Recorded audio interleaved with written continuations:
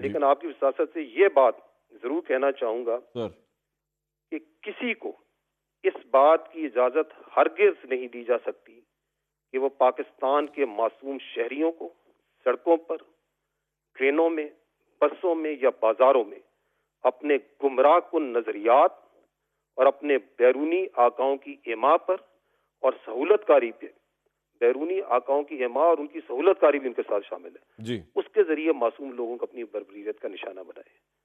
اور جو لوگ ایسا کرتے ہیں، let me say it very clearly that they will be hunted down and brought to justice.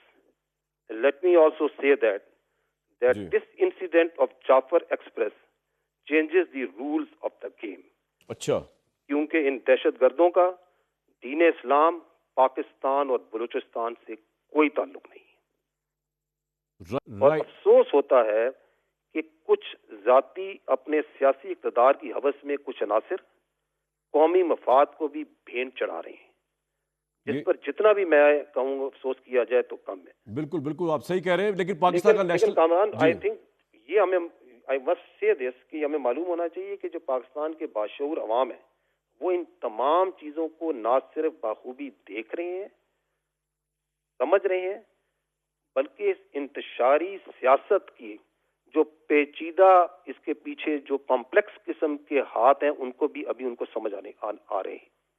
Right. لیکن سر اس میں بالکل آپ صحیح فرما رہے ہیں، لیکن سوال یہ بھی اٹھتا ہے نا اس کے اندر کہ کچھ سیاسی حلقے یہ بھی کہہ رہے ہیں، مخصوص سیاسی حلقے کہہ لیں آپ یا کچھ کوارٹرز جو ہیں پالیٹکس کے، اور یہ سوال بڑا امپورٹنٹ ہے. مجھے پتا آپ کا پالیٹکس پہ آپ کمنٹ نہیں کرتے، لیکن یہ سوال بڑا امپورٹنٹ ہے. وہ یہ کہہ رہے ہیں کہ یہ دہشت گردی کی وارداتیں اس لیے بھی ہو رہی ہیں کہ کیونکہ شاید آپ لوگوں کا یا ہماری افواج کا فوکس زیادہ جو ہے نا وہ سیاست کی طرف ہے، دہشت گردی کی طرف نہیں ہے. اور وہ کہہ رہے ہیں جی کیونکہ ہمیں زیادہ ٹارگٹ کیا جا رہا ہے ہماری پارٹیز کو، اور تو فوکس وہ ہٹ گیا ہوا ہے، اس کے ریئیکشن میں بھی ٹیررزم ہو رہا ہے. How do you respond to this criticism?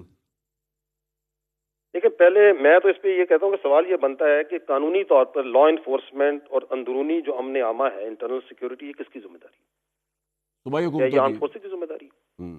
جو لوگ عوام کو گمراہ کرنے کے لیے ایسے جھوٹے بیانیے بناتے ہیں ان کو چاہیے کہ پہلے خود تو قانون کا اس معاملے میں احاطہ کر لینا کہ آئین اور قانون اس معاملے میں کیا کہتا ہے. اور دوسری بات یہ ہے کہ جو دہشت گردی ہے روزانہ کی بنیاد پر 160 سے زیادہ انٹیلیجنس بیسڈ آپریشنز افواج پاکستان انٹیلیجنس آرگنائزیشنز کر رہی ہیں. جی. آئے روز ہماری شہادتیں اور قربانیاں اس قوم کے سامنے، پوری دنیا کے سامنے، they are a symbol of resistance and fight against this menace of terrorism in Pakistan. اصل جو سوال ہے نا جی جس کی وجہ سے گمراہ کن پروپیگنڈا کیا جاتا ہے وہ تو یہ ہے کہ یہ بتایا جائے کہ وہ تمام عوامل جو دہشت گردی کے خاتمے کے لیے ضروری ہیں اور جن میں جو لیڈ ہے وہ سیاسی اور معاشرتی لیڈ نے لینی ہے، ان معاملات کا کیا بنا ہے. مثلا ٹیرر کرائم نیکسس ہے پاکستان میں، جی اس کے بارے ان معاملے کا کیا ہے، کیا حالات ہیں. مثلا آپ کے یہ جو دہشت گرد ہیں ان کو سخت سے سخت سزائیں ملنی چاہیے قانون کے مطابق. صحیح. Where we stand over there, where we stand جہاں پہ انلیگل اسپیکٹرم جو غیر قانونی ایک اسپیکٹرم ہے اس پہ ہم کدھر کھڑے ہیں. جو یہ فیصلے ہوئے ہیں نیشنل ایکشن پلان میں، ریوائز نیشنل ایکشن پلان میں کہ جی ایک بیانیہ بنے گا قوم کے دہشت گردی خلاف، اس میں ہم کدھر کھڑے ہیں. تو یہ ہے وہ سوالات جن پہ سے پردہ کشائی کرنے کے لیے یہ گمراہ کن پروپیگنڈے کیے جا رہے ہیں.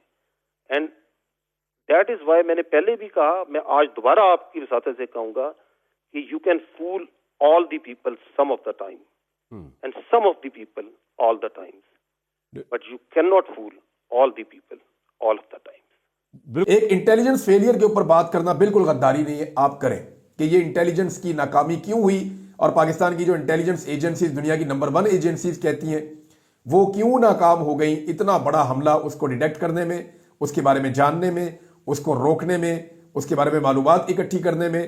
کیونکہ یہاں پہ عینی شاہدین کے مطابق 100 سے زیادہ دہشت گرد اکٹھے ہوئے، تو یہ کیسے ہو گئے؟ نمبر 2، شہادتوں کی تعداد کے اوپر آپ بحث کریں، کوئی غداری نہیں ہے. یہاں آئی ایس پی آر نے کہا جی کہ جتنے لوگ آئی ایس پی آر نے بتائے شہداء کے حوالے سے، اس سے بہت زیادہ لوگ تو انہوں نے بتائے جو عینی شاہدین ہیں. वो कुछ और कहानी बता रहे हैं, इधर से कुछ और पता चल रहा है, इंटरनेशनल मीडिया कुछ और चीजें रिपोर्ट कर रहा है। तो जब आप प्लस ऑफ माइनस करते हैं तो शहादतों की तादाद पे बात करना कोई गद्दारी नहीं है, ये आपका एक नैरेटिव हो सकता है, आपका एक ओपिनियन हो सकती है, आप अपनी ओपिनियन दे सकते हैं। नंबर 3, लापता अफराद और मसक शुदा लाशों पर बात करना किसी किस्म की कोई गद्दारी नहीं है। पाकिस्तान में बहुत सारे सहाफ़ी इस पे बात करते हैं, अब मैं भी इस पे बहुत खुलकर बात करता हूं, और बहुत सारे जो एक्टिविस्ट हैं वो इस पे बात करते हैं, पूरी दुनिया में इस हवाले से आवाज़ उठाई जाती है। तो ये किसी किस्म की कोई गद्दारी नहीं है कि आप लापता अफराद के हवाले से बात करें या आप मसक शुदा लाशों पे बात करें। आपको आज के दिन ये बात ज्यादा करनी चाहिए क्योंकि अभी हमला हुआ है। इनमें बहुत सारे ऐसे लोग हैं जो मसक शुदा लाशों की वजह से या लापता अफराद के मामले की वजह से वो दहशतगर्दों का आला कार बन गए हैं। तो नौजवानों को दहशतगर्दों या अलहदगी पसंदों की तरफ मत भेजें, उन्हें भेजें कि वो सियासी झंडों के नीचे खड़े होकर एतमाद के साथ सियासत करें और उनके मैंडेट का एहतराम करें। ये आप बात कर, तरजीहात में बात करना कोई गद्दारी नहीं है। यानी अगर पाकिस्तान तहरीक इंसाफ तरजीहात में बात करती है कि इधर रेलवे का अटैक हो रहा है, उधर आप आदिल बज़ीर के घर के अंदर छापे मार रहे हैं, उधर आप जुल्फी बुखारी की प्रॉपर्टीज जो है उनको सील कर रहे हैं, यानी आपकी तरजीहात क्या है? आपने पूरा जोर जो है वो पाकिस्तान तहरीक इंसाफ पे लगाया हुआ कि तहरीक इंसाफ को नहीं छोड़ना। कासिम सूरी के लिए जमीन तंग कर दी है, वो पाकिस्तान छोड़ के चला गया। जुल्फी बुखारी के साथ क्या किया, सहाफियों के साथ क्या किया, मैं आपके सामने बैठा हूं, मेरे साथ क्या किया। तो जो तरजीहात हैं वो क्या है, यानी मैं आपको ये बताता हूं कि मैं जहां पे भी मूव करता था ना खैबर पख्तूनख्वा में, तो जिस जिले में मैं पहुंचता था वहां की जो ISI है, इंटेलिजेंस है, वो मुतहर्रिक हो जाती थी। और जिस होटल में भी मैं ठहरता था वो होटल वाले मुझे अक्सर कहते थे सर आपने कब जाना है, तो मैं कहता था आपको किस बात की जल्दी है, तो वो मुझे बताते थे कि सर हमें इंटेलिजेंस एजेंसियां टेलीफोन करती हैं और वो पूछती है कि इमरान रियाज कब आया, उसके साथ कितने बंदे हैं, ड्राइवर है, गार्ड्स कितने हैं, दोस्त कौन है, उसका मेजबान कौन है, कौन कौन मिलने आता है, सारी तफसीलात आप हमें बताएं। अब मैं कोई दहशतगर्द तो नहीं हूं या बम रखने तो नहीं आया किसी जगह पे, मैं तो सियाहत के लिए कभी चला जाता था गिलगित बल्तिस्तान, कभी चित्राल चला जाता था, कभी मैं स्वात में रहता था, कभी मैं किसी और शहर में चला जाता था। तो उस जगह की इंटेलिजेंस मेरे पीछे पड़ जाती थी, भाई दहशतगर्दों के पीछे जाओ। यही बात पाकिस्तान तहरीक इंसाफ करती है कि आपकी तरजीहात ठीक नहीं है। आप वजीर दिफा को देख लेना पाकिस्तान का, उसकी तरजीह में यह नहीं है कि दहशतगर्दों के मामले में क्या करना है, उसकी तरजीहात में यह है कि जनाब PTI को इसके अंदर मैं कैसे फिक्स करूं। वजीर दाखिला क्या कह रहा है, PTI को कैसे फिक्स करूं। DGISPR क्या कह रहे हैं जी, PTI को कैसे फिक्स करूं। DGISPR ने एक बात कही और यह बड़ी खूब बात कही, और मैं DGISPR की यह बात 2 मरतबा पढ़ के सुनाना चाहूंगा। यह बात पहली मरतबा हमने इमरान खान के मुंह से सुनी थी, लेकिन 2 मरतबा मैं पढ़ के सुनाना चाहूंगा। DGISPR ने बात ही बहुत खूबसूरत कही। उन्होंने कहा, और गौर से सुनिएगा, आप कुछ देर के लिए सब लोगों को बेवकूफ बना सकते हैं मगर हर वक्त सब लोगों को बेवकूफ नहीं बना सकते। वाह वाह वाह।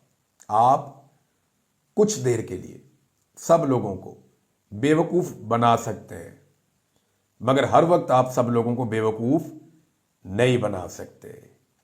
यह बात DGISPR ने जबरदस्त कही। एक और चीज जो उन्होंने कही DGISPR ने, और यानी उन्होंने कहा जी आइन और कानून की डुबेन की बात की। वो ये कहना चाह रहे थे कि ये तो सूबाई हुकूमत की जिम्मेदारी है अमन व अमान का मसला, तो क्या ये आइन के मुताबिक कानून के मुताबिक हमारी जिम्मेदारी है। वो ये बात जज्बात में कहते चले गए। इससे पहले भी उन्होंने ये बात की है कि जनाब जो सूबों की सतह के ऊपर 18वीं तरमीम के बाद या उससे पहले भी जो अमन व अमान का क़याम है वो तो हुकूमतों की जिम्मेदारी है, वो तो हमारी जिम्मेदारी नहीं है। ये तो हम इजाफी काम करते हैं, एंड ऑफ द डे फौज ही काम आती है, बार बार ये कहा जाता है। तो यहां पे मैं थोड़ी सी तस्हीह कर दूं। एक तो यह है कि इंटेलिजेंस इदारों की जिम्मेदारी होती है कि कोई भी ऐसा वाकया अगर प्लान किया जा रहा है उस मुल्क में तो वो उसको पहले से पकड़ें और उसके बारे में मालूमात इकट्ठी करें। और इंटेलिजेंस एजेंसियां सिर्फ इसी मकसद के लिए काम करती हैं कि मुल्क के अंदर दाखिली मामलात के अंदर किसी किस्म का इंतशार ना फैले, किसी किस्म की दहशतगर्दी ना फैले, किसी किस्म का अमन व अमान का बड़ा मसला पैदा ना हो। तो यहां पे इंटेलिजेंस एजेंसीज की मुकम्मल नाकामी हमें दिखाई दी इस वाकये की हद तक। बहुत सारे वाकयात इन्होंने रोके भी हैं, ऐसा नहीं है कि मैं पूरी तनकीद ही करता चला जाऊंगा। बड़े वाकयात रोके हैं, बड़े कामयाब किस्म के ऑपरेशंस किए हैं ISI ने। यहाँ मुल्तान में जो ऑफिसर शहीद हो गए थे ISI के, मुझे उनका नाम नहीं याद आ रहा, उन्होंने बड़ा जबरदस्त काम किया हुआ था, बड़े शानदार आदमी थे। बहुत दहशतगर्दी के हमले उन्होंने रोके, बहुत सारे दहशतगर्द उन्होंने गिरफ्तार भी किए, बड़ा शानदार काम किया था। पूरा नेक्सस उन्होंने तोड़ा था ISIS जो है ना, ये जो आप दाइश कहते हैं, उसका पूरा नेटवर्क उन्होंने तोड़ा था। تو اب آ جائیں واپس اس معاملے پہ کہ جناب آپ آئینی ڈومین کی بات کر رہے ہیں D G I S P R صاحب، صنعت، کاروبار، سیاحت، زراعت، تعمیرات، ریئل اسٹیٹ، معدنیات، ٹرانسپورٹ، ڈیری فارمنگ، معیشت، سیاست میں مداخلت، یہ آئین میں کہاں ہے یہ آپ کی ڈومین کے اندر؟ یہ ساری چیزیں پھر آپ کیوں کر رہے ہیں؟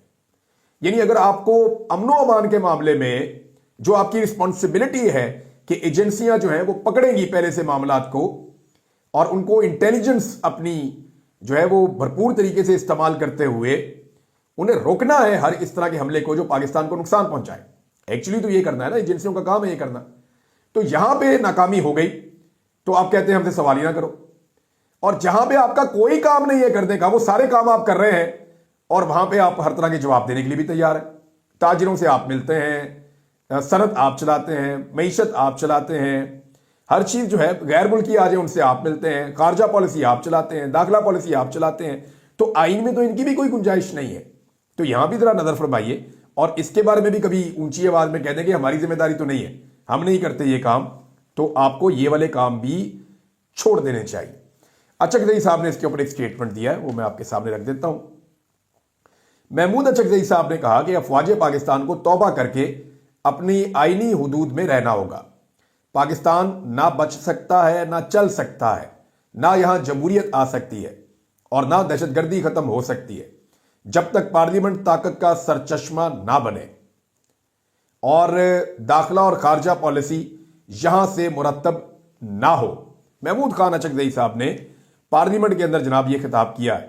اب آپ مشورے چیک کریں حکومتی اراکین کے، گورنر خیبر پختونخوا فیصل کریم ٹنڈی صاحب، انہوں نے جناب ایک بہت عجیب و غریب مشورہ دیا، میں ان کا مشورہ سن کے حیران رہ گیا، کوئی آدمی اتنا بھی اگنورنٹ ہو سکتا ہے؟ وہ یہ کہہ رہے ہیں جناب سڑکیں محفوظ نہیں ہیں، ٹرین محفوظ نہیں ہے، تو جہازوں کے ٹکٹ جو ہے سبسڈائز کیے جائیں، سستے کیے جائیں، اور جتنے سرکاری ملازمین ہیں ان کو جہازوں میں ٹریول کروانا شروع کر دیں۔ حد ہو گئی ویسے۔ اور بھئی جن فوجیوں کی ذمہ داری ہے کہ ٹرین محفوظ ہو، جن لا انفورسمنٹ کی ذمہ داری ہے کہ سڑکیں محفوظ ہوں، اب انہی کو بچانے کے لیے ان کو جہازوں میں چڑھا دیں ہم؟ یعنی یہ عجیب نہیں لگ رہا سننے میں؟ بھئی لا انفورسمنٹ نے لوگوں کے لیے سڑکوں کو اور ٹرینوں کو محفوظ بنانا ہے، اب لا انفورسمنٹ کو بچانے کے لیے لوگوں کے ٹیکس کے پیسے سے ان کو جہازوں میں چڑھا کے بھیجو اور لوگ جائیں بھاڑ میں۔ عجیب و غریب قسم کا سٹیٹمنٹ دیا فیصل کریم ٹنڈی صاحب نے۔ یہ ایک عارضی سولوشن تو ہو سکتا ہے کہ کسی کو منتقل کرنا ہے تو آپ بائی ایئر لے کر چلے جائیں کہ جناب زمین پہ کوئی خطرہ ہے، ایک آدھا دن، 2 دن، 10 دن، لیکن یہ مستقل نہیں ہو سکتا۔ آپ کو آپ کی ٹرین استعمال کرنی ہے، ریٹ آف دا گورنمنٹ آپ کو قائم کرنی ہے، آپ کو آپ کی سڑک استعمال کرنی ہے، ان دہشت گردوں کو منہ توڑ جواب دینا پڑے گا، لیکن فوکس دہشت گردوں کی طرف رکھیں۔ شہباز شریف کے سٹیٹمنٹ سے لگتا ہے کہ پی ٹی آئی کے اوپر کریک ڈاؤن ہونے والا ہے، ایسا فیل ہوتا ہے کہ وہ پی ٹی آئی پہ پی ٹی آئی غلط تو نہیں کہہ رہی، جتنا پی ٹی آئی کو ذلیل کر دیا اتنا تو دہشت گردوں کو کیا ہی نہیں گیا، جتنا پاکستان تحریک انصاف کو مار کوٹ دی گئی ہے، ان کے گھر مسمار کیے گئے ہیں، ان کو ذلیل اور رسوا کیا گیا ہے، ان کی خواتین اور بچوں تک کو اغوا کیا گیا ہے، کیا دہشت گردوں کے ساتھ بھی ایسا سلوک ہوتا ہے؟ تو وہاں پہ ایسا سلوک نہیں ہوتا۔ وزیر دفاع سے الگ سے بھی مطالبہ کیا گیا ہے استعفے کا۔ سلمان اکرم راجہ صاحب نے اور عالیہ حمزہ صاحبہ نے، انہوں نے بڑا کھل کر جواب دیا اس معاملے میں، اور انہوں نے کہا جی جو لوگ شہداء کا مذاق اڑاتے ہیں یا فورسز کا مذاق اڑاتے ہیں وہ غلط ہے، وہ لبادہ اوڑھ کے کچھ لوگ یہ کام کرتے ہیں پی ٹی آئی کا، ان کا ہم سے کوئی تعلق نہیں ہے، لیکن پاکستان تحریک انصاف کی جو جائز تنقید ہے اس کو آپ غلط نہیں کہہ سکتے۔ عالیہ حمزہ کہہ رہی ہے کہ جی ہمیں فتنہ اور انتشاری کہنے سے دہشت گردی ختم نہیں ہونے والی، ہم محب وطن تھے، ہم محب وطن ہیں، وہ کل بھی کہتے ہیں محب وطن تھے، آج بھی محب وطن ہے۔ نواز شریف صاحب ناظرین بولے، نواز شریف صاحب کا جو سٹیٹمنٹ ہے پہلے میں آپ کے سامنے رکھ دوں، پھر کچھ خبریں آپ کے ساتھ میں شیئر کرتا ہوں۔ نواز شریف نے کہا کہ عوام احتجاج اور نعرے بازی میں دلچسپی نہیں رکھتے، وہ مسائل کا حل چاہتے ہیں۔ تو میاں صاحب اگر عوام نعرے بازی میں دلچسپی نہیں رکھتے تو آپ کوئی کرکٹ میچ ہی دیکھنے چلے جائیں، آپ کو پتہ چل جائے کہ کتنے نعرے لگتے ہیں۔ میاں صاحب آپ کسی بھی پبلک گیدرنگ میں چلے جائیں، آپ کو پتہ چلے گا کتنے نعرے لگتے ہیں۔ عوام احتجاج میں کتنی دلچسپی رکھتے ہیں، اس کا سب سے بڑا ثبوت یہ ہے کہ آج بھی پاکستان تحریک انصاف نے مینار پاکستان میں احتجاجی جلسے کی اجازت مانگی ہوئی ہے۔ ذرا آپ اجازت دیں نا میاں صاحب مینار پاکستان پہ جلسہ کرنے کی، آپ کو لگ پتہ جائے گا کہ عوام کتنی دلچسپی رکھتے ہیں احتجاجی جلسہ کرنے میں۔ دفعہ 144 لگا لگا کے حکومتیں تھک گئی ہیں، لیکن عوام احتجاج سے باز نہیں آ رہے۔ احتجاج میں عوام کتنی دلچسپی رکھتے ہیں کہ ان کی لاشیں گرتی ہیں، اس کے باوجود وہ احتجاج کرتے ہیں۔ پی ایم ایل این کی آج تک ایسے لاشیں نہیں گری، پاکستان تحریک انصاف کی لاشیں گری، اس کے باوجود وہ احتجاج میں یقین رکھتے ہیں اور وہ احتجاج کرنا چاہتے ہیں۔ ہر جگہ پہ وہ نعرے لگاتے ہیں، کرکٹ میچ ہی دیکھنے چلے جائیں آپ، ہر سٹیڈیم پہ جہاں پہ گیدرنگ ہوتی ہے، کوئی کانسرٹ ہو، کوئی چیز، ہر جگہ پہ پاکستان تحریک انصاف کے نعرے لگتے ہیں۔ تو عوام نعروں میں بھی یقین رکھتی ہے، عوام احتجاج میں بھی یقین رکھتی ہے، اور عوام اگر یقین نہیں رکھتی تو اس جعلی مینڈیٹ والی فارم 47 کی نقلی حکومت کے اندر عوام یقین نہیں رکھتی۔ اور حالات انہوں نے کیا پیدا کر دیے، جو ان کے کرنے والا کام ہے وہ یہ نہیں کرتے۔ چینی جو ہے وہ مزید 15 روپے کلو مہنگی ہو گئی ہے، یہ جناب رپورٹ ہوا ہے، ایک جگہ پہ نہیں کئی جگہ پہ رپورٹ ہوا ہے۔ ہول سیل مارکیٹ کے اندر 175 روپے اور دکانوں پر 180 روپے تک رپورٹ ہو رہی ہے ایک خبر کے مطابق، اور چینی لگاتار مہنگی ہو رہی۔ یہ جب باہر ملکوں کو بھجوا رہے تھے نا پاکستان کی چینی، تو انہیں ہم کہہ رہے تھے کہ یہ نہ بھیجو، کل کو یہ کم پڑ جائے گی اور غریب آدمی رل جائے گا، اور نہیں جی نہیں، ہم 2 روپے بھی نہیں بڑھنے دیں گے، یہ ان کے بیانات تھے حکومت کے۔ اور اب چینی کی قیمت جناب تقریباً 40 روپے یا اس سے زیادہ بڑھ گئی ہے۔ بتاؤ، آپ تو کہہ رہے تھے 2 روپے نہیں بڑھنے دیں گے، بڑھتے بڑھتے 30-40 روپے قیمت بڑھ گئی ہے چینی کی۔ اور اب کر یہ رہے ہیں کہ مزید پیسہ بنانے کے لیے باہر سے براؤن شوگر امپورٹ کریں گے جناب، کہ اب ہم باہر سے شوگر لے کر آئیں گے اور اس سے بھی ہم پیسہ بنائیں گے۔ پیسہ بنانے کا ان کو کتنا شوق ہے، اور آپس میں یہ ملتے ہیں تو ملک کے لیے تھوڑی ملتے ہیں۔ شہباز شریف اور بلاول کی ملاقات ہوئی، 9 ارب روپے کے فنڈز لے کر اڑ گئے۔ جناب فنڈز دے دیں آپ ہمیں، میں نے فنڈز خرچ کرنے، میں نے ایم این ایز کو فنڈز دینے، میں نے اپنے لوگوں کو فنڈز دینے۔ تو جناب حکومت اور پیپلز پارٹی، ان کے بیچ میں سارا معاملہ پیسے کا۔ 9 ارب روپے کے فنڈز چاہیے تھے، وہ لے لیے۔ اور خبر دیکھیں ایک اور چلوا رہے ہیں کہ جناب ہم تو بجلی سستی کرنا چاہتے ہیں، لیکن آئی ایم ایف نے ہمارا پلان مسترد کر دیا ہے۔ کیسی فراڈ حکومت ہے، اور ان کو پتہ ہے کہ انہوں نے مہنگے ترین دنیا کے جو بجلی کے منصوبے ہیں وہ لا کر پاکستان میں لگائے۔ دونوں بھائیوں نے پاکستان کو جتنی بجلی چاہیے تھی اس سے دگنی سے زیادہ بجلی کے انہوں نے منصوبے لگا لیے۔ کیوں؟ وہ اس لیے کہ ان میں کمیشن ہے، ان میں پیسہ ہے۔ تو ان دونوں بھائیوں کی حکومت آئی 2013 کے بعد، انہوں نے تباہیاں پھیر دی۔ انہوں نے بجلی کے وہ مہنگے منصوبے لگائے جو آج بھی پاکستانیوں کے گلے پڑے ہوئے ہیں۔ پاکستانی جو ہیں وہ 1 یونٹ بجلی استعمال کرتے ہیں اور 3 یونٹ کے پیسے دیتے ہیں۔ عمران خان کے دور میں 16 روپے کا یونٹ تھا، اس کے باوجود کہ انہوں نے اتنے گندے اور گھٹیا منصوبے لگائے تھے۔ لیکن آج وہ یونٹ کتنے کا ہے؟ وہ 50 سے 60 روپے، اور بعض جگہ پہ اس سے بھی زیادہ مہنگا وہ یونٹ بک رہا ہے۔ 4 گنا انہوں نے بجلی کی قیمت بڑھا دی ہے، اور اب کہتے ہیں جی ہم کچھ تھوڑی سی کم کرنا چاہتے تھے 10%، تو 10% کم کرنا چاہتے تھے، لیکن آئی ایم ایف کے ساتھ انہوں نے خود معاہدہ کیا، خود انہیں لکھ کر دیا، تو اب کیسے کم کریں گے؟ الیکشن میں آتے ہوئے یہ کہتے ہیں جی ہم 300 یونٹ تک بجلی مفت دیں گے سب کو۔ دو نا آپ بجلی مفت سب کو 300 یونٹ تک۔ 1 سال ہو گیا آپ کو، آپ کا وعدہ پورا نہیں ہوا۔ جھوٹ بولتے ہیں، فراڈ کرتے ہیں، یہ دھوکے باز ہیں۔ ناظرین، میں نے آپ کو ایک ویلاگ میں ایک بات حوالے سے حضور والا 2-3 گزارشات ہیں، 2-3 سوال ہیں، اگر آپ اجازت دیں وہ تو پوچھے جا سکتے ہیں نا، کہ آپ نے یہ کیسے اخذ کر لیا کہ اس قدر سنگین صورتحال میں، ایسی کرٹیکل سچویشن میں آپ کے موقف، آپ کے ورژن کو اہمیت نہیں دی جائے گی؟ آپ آتے تو صحیح، آپ نے کوئی بات نہیں کی، آپ یا آپ کے محکمے نے کسی کو ریچ آؤٹ کرنے کی انڈیویجولی یا کلیکٹیولی کوشش نہیں کی۔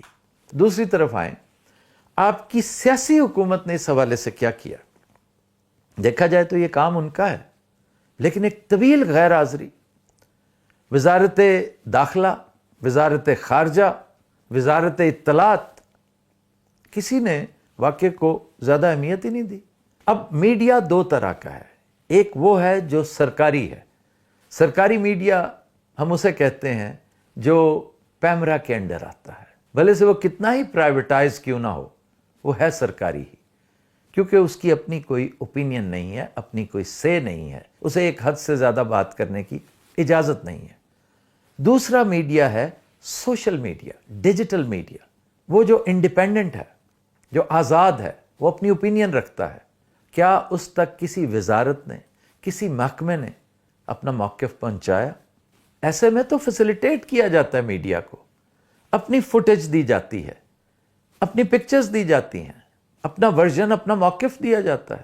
کسی نے کوئی بات نہیں کی، اور انٹرنیشنل میڈیا نے وہ ادھم مچایا، وہ شور مچایا کہ وہ باتیں جن کا سر پیر بھی نہیں تھا وہ کوٹ ہوتی رہیں, وہ رپورٹ ہوتی رہیں.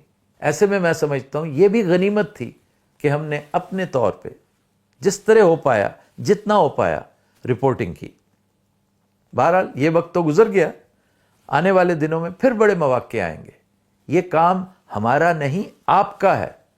اسٹیٹ پالیسی کیا ہے, اسٹیٹ کا ورژن کیا ہے, نیشنل انٹرسٹ کا تقاضا کیا ہے, یہ بتانا تو کم از کم آپ کا کام ہے نا.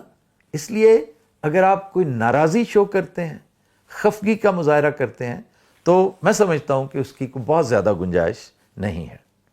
مجھے ڈی جی صاحب آپ کی گفتگو میں ڈپریشن کا ایک پہلو بھی صاف نظر آیا, which was quite understandable, کیونکہ واقعہ اتنا اہم تھا, اتنا سنگین تھا, اتنا اندوہناک تھا, اور خاص طور پر جس میں شہادتیں بھی انوالوڈ ہوں, تو سمجھ آتی ہے بات کی. لیکن مجھے محسوس ہوتا ہے, اور میری طرح اور بھی بہت سوں کو بھی محسوس ہوتا ہوگا, کہ آپ کی ڈپریشن کی ایک وجہ شاید یہ بھی تھی کہ پبلک سے وہ سپورٹ نہ حکومت کو میسر تھی, نہ اداروں کو میسر تھی, جو عام طور پر ایسی صورتحال میں ہوا کرتی ہے. اور ہمارے سیاسی حکمران اپنی تمام تر نالائکیوں کو پی ٹی آئی کے کھاتے میں ڈالتے چلے جا رہے ہیں, حالانکہ اس وقت لیڈرشپ کا تقاضا تھا, وقت کی ضرورت تھی کہ سب کو یکجا کیا جاتا. ہم آپ سے کسی راؤنڈ ٹیبل کانفرنس کی دعوت نہیں مانگ رہے سر, کم از کم آپ کا پیغام, آپ کا ورژن, آپ کا نیریٹو ہم تک پہنچتا تو صحیح. بی ایل اے نے جو کچھ کہا, کیا ہم نے کاؤنٹر میجر کے طور پہ کچھ کیا؟ تو ایسی صورتحال میں بڑی قومیں, بڑے لیڈر, بڑی سیاسی جماعتیں, لیکن ان کا بڑی ہونا بہت ضروری ہے سر, ان کا پاپولر ہونا بہت ضروری ہے, ان کا جینون ہونا بہت ضروری ہے. میرے ذہن میں مثال چرچل کی آ رہی تھی, بیٹل آف برٹن کی آ رہی تھی, لیکن بہرحال اس صورتحال میں یہ بھی غنیمت ہوتا کہ کوئی بھی ایک وزیر اطلاعات, کوئی بھی آئی ایس پی آر کا بندہ, پی آئی ڈی کا بندہ, ڈی جی پی آر کا بندہ کو کہتا تو صحیح کہ بھائی یہ چیزیں ہم نے پلے اپ کرنی ہے, یہ پروپیگنڈا ہو رہا ہے ہمارے خلاف, اس کو پلے ڈاؤن کریں. پھر دیکھتے آپ کہ ہم کچھ ڈیلیور کرتے ہیں یا نہیں. اب تمام اہم وزراء سارا وقت ہاتھ پر ہاتھ دھرے بھی بیٹھے رہے, اور بسور بھی سب سے زیادہ رہے ہیں. تو جناب یہ تو کوئی بات نہ ہوئی, بلکہ میں تو ایک کاؤنٹر گلا کروں گا کہ سیاسی حکومت کی طرف سے وہ مورل سپورٹ جو عوام کے لیے آنی چاہیے تھی, مسلح افواج کے لیے آنی چاہیے تھی, وہ بھی نہیں آئی. یہ میں الزام نہیں دھر رہا کسی پہ, لیکن گلا تو بنتا ہے نا بھائی جان. مجھے تو یوں لگتا ہے کہ اس نازک گھڑی میں, اس انتہائی سینسٹیو پوائنٹ پر ہماری سیاسی حکومت آپ لوگوں کے ساتھ کھڑی نہیں تھی. وہ تو آئسولیٹ کرنے کی کوشش کر رہی تھی اپنے آپ کو. مجھے تو وہ بہت سارے پرانے واقعات یاد آنے لگے, سمجھوتا ایکسپریس والے, کارگل والے, بامبے اٹیکس والے, پارلیمنٹ میں کی گئی خواجہ آصف کی تقریر, ایاز صادق کی تقریر, گجرانوالہ میں کی گئی بڑے میاں صاحب کی تقریر, محترمہ کے نعرے. مجھے تو وہ سارا کچھ یاد آیا, لیکن وقت کی بات ہے نا. تھا جو ناخوب بتدریج وہی خوب ہوا. تو اس لیے اگر کوئی سلگش ہو, اگر کوئی نالائق ہو, اگر کوئی بدنیت ہو, تو اسے انیشیٹو لینا چاہیے جو تگڑا ہے, جو سمجھدار ہے, دور اندیش ہے, جس کو پتا ہے کہ آنے والے دنوں میں حالات کی سنگینی اور بڑھ سکتی ہے. اسے اینٹیسپیٹ کرنا چاہیے, پری ایمپٹ کرنا چاہیے کہ بھائی سیاستدان تو ملتے رہیں گے آپس میں. اگر حالات انتہائی ناگزیر ہو گئے تو کوئی بعید نہیں کہ اگلے ہفتے ہی ایک بڑی اہم راؤنڈ ٹیبل کانفرنس ہو جائے سیاستدانوں کی. اس میں بھلے سے جو بھی شریک ہو, جس پارٹی کا نمائندہ بھی آئے. یہ الگ بات ہے کہ میں جو کہنا چاہ رہا ہوں وہ آپ بھی سمجھتے ہیں اور ویورز بھی, کہ ایک خاص رنگ ایڈ کیے بغیر آپ کی گریٹر پکچر کمپلیٹ نہیں ہوتی. اس کے اوپر بحث بعد میں کریں گے. فی الحال تو بات ہے نیشنل انٹرسٹ کی خاطر اپنے تمام رائٹرز, آریٹرز, ولاگرز, بلاگرز, کالمنسٹس, رپورٹرز, ان سب کو یکجا کرنا بہت ضروری ہے. ایک موقع تو مس ہو گیا نا. یہ ملک کی تاریخ کا بدترین سانحہ تھا، اور یہ حقیقت ہے کہ آخری ٹرین غالباً سن 77 میں اغوا ہوئی تھی۔ ٹرینیں اغوا ہونا تو ایک بڑی نادر سی ایک اچنبے کی بات ہے۔ ایسی صورتحال میں جو چیز مقدم ہے وہ صرف اور صرف نیشنل انٹرسٹ ہے۔ ہمیں صرف یہ دیکھنا ہے کہ ہمیں کیا سوٹ کرتا ہے۔ بہت ساری چیزیں چھپانی پڑتی ہیں، بہت ساری فگرز چھپانی پڑتی ہیں۔ میں نے تو یہ بات بھی زیادہ پسند نہیں کی کہ پرویز مشرف کے ایک سابق کولیگ نے ایک بیان میں کہا، جو آج کل بڑا وائرل ہو رہا ہے، کہ ہم نے کارگل کے بعد بہت ساری لاشیں وصول ہی نہیں کی تھیں، کیونکہ ہم ڈیتھ ٹول میڈیا کی نظروں سے مخفی رکھنا چاہتے تھے، بہت نیچے رکھنا چاہتے تھے۔ یہ بات بھی کرنے کی ضرورت نہیں ہے۔ یہ ایسے ہی ہے جیسے گھر کے معاملات ہوتے ہیں۔ گھر میں بھلے سے آپ جوتم پیزار رہے ہیں صبح و شام، but when it comes to family interest, you have to be one۔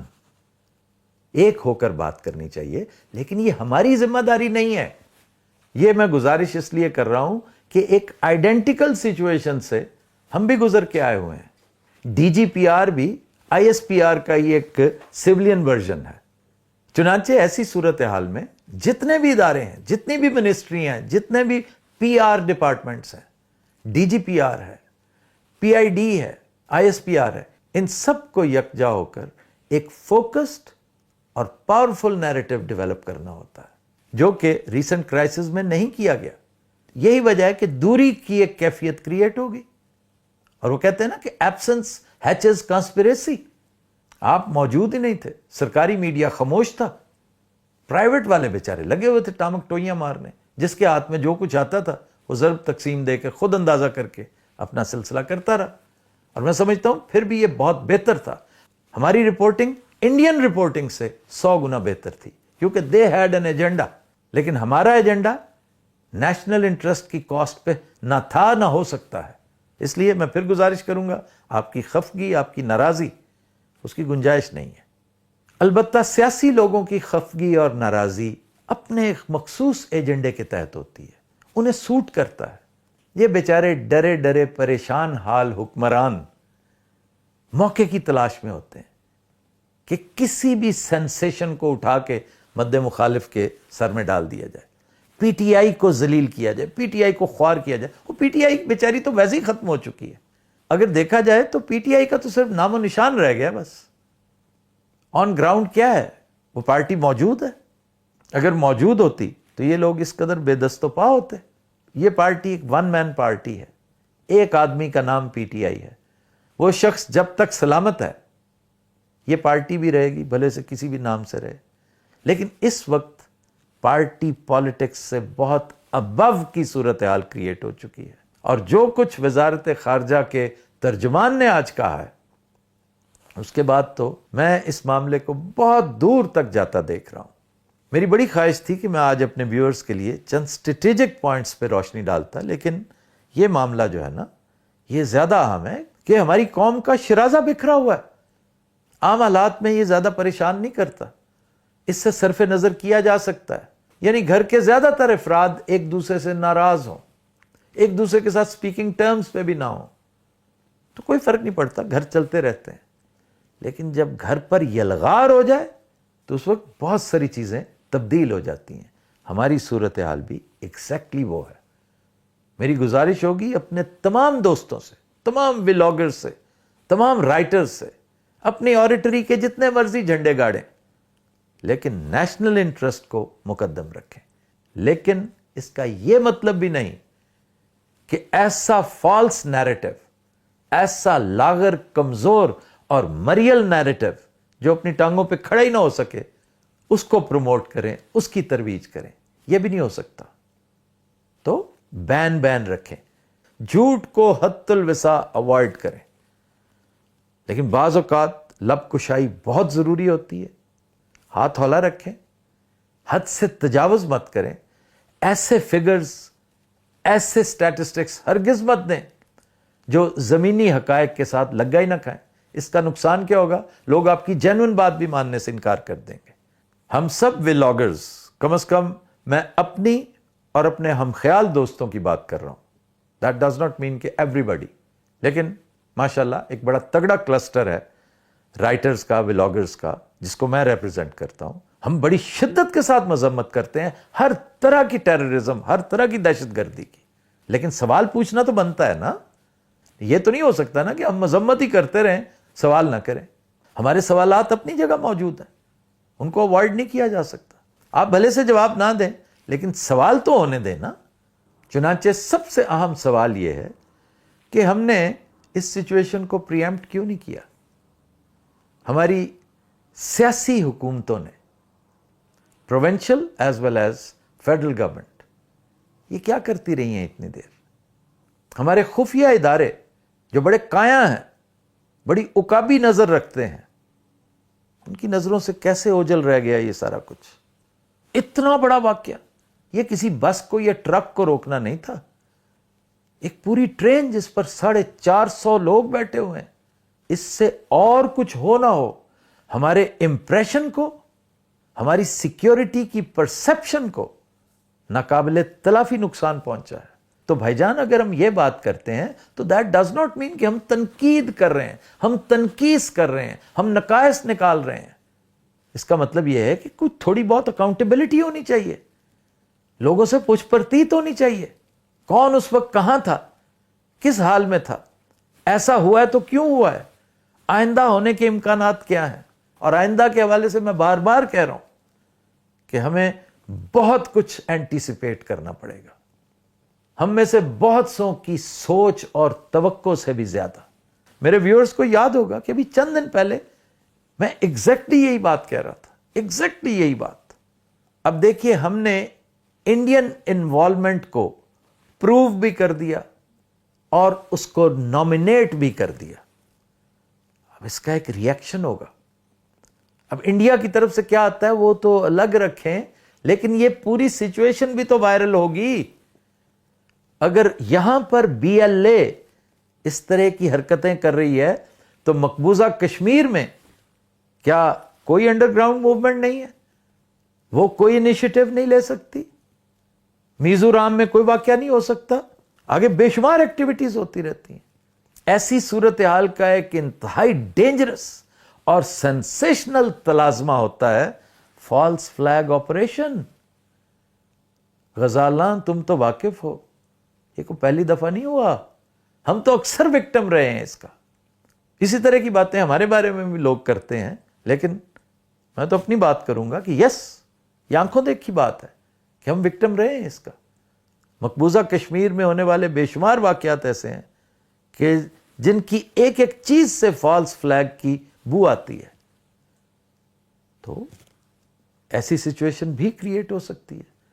ہاکس کے ساتھ بھرا پڑا ہے یہ جنگل, بہت تھوڑی ڈوز ہیں, ڈوز بھی کیا کمریاں ہیں چھوٹی چھوٹی, اور نکار خانے میں طوطی کی آواز کوئی نہیں سنتا.